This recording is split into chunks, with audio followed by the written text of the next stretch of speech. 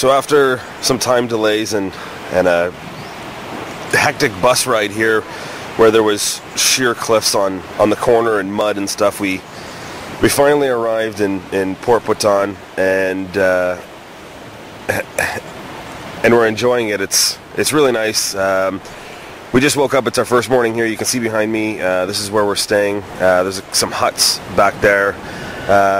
We're paying 900 pesos a night, which is the equivalent to about $18, I think. $18 or so a night, which is fantastic. And everyone seems to be really friendly. We met a couple who told us that so-called sketchy road that we thought we were on wasn't so sketchy at all. Apparently, he was on the same bus as us, and he said that was the clearest he's ever seen it. And well, me and Cheryl were pretty nervous with the mud and the way it was sliding down onto like sheer cliffs on the one side. We thought that might be our last bus trip ever.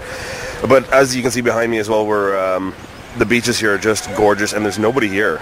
It's an untouched sort of area. I mean, the amount of tourists that are here are far and few between. This is nothing like Boracay or some of the other islands in the Philippines where it's a bunch of 20-year-olds who want to party and stuff. This is more of a family area, some older people here, and it's just beautiful. So we were gonna only spend a couple days here, but it's looking from, I mean, you can see the islands and stuff behind us.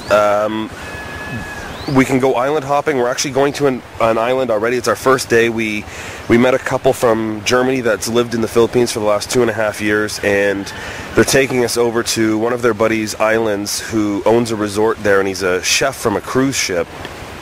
So we're going to go check out that, and then we might just end up spending the full 2 weeks here. I mean, as you can see behind me, why wouldn't we? It's just beautiful. And then we don't have to take any more sketchy bus rides, and I think that'll be perfect. So, yeah.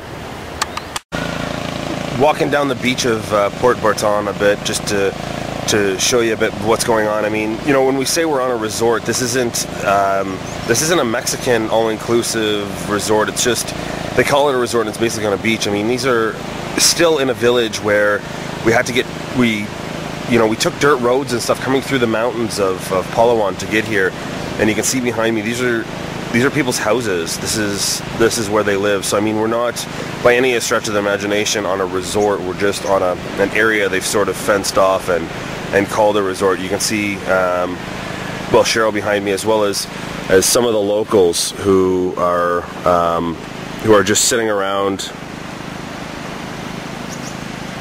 in the first thing in the morning, and don't think they're having coffee or anything, but they are just chatting with their friends. And of course you can hear those freaking roosters still behind me that kept us up.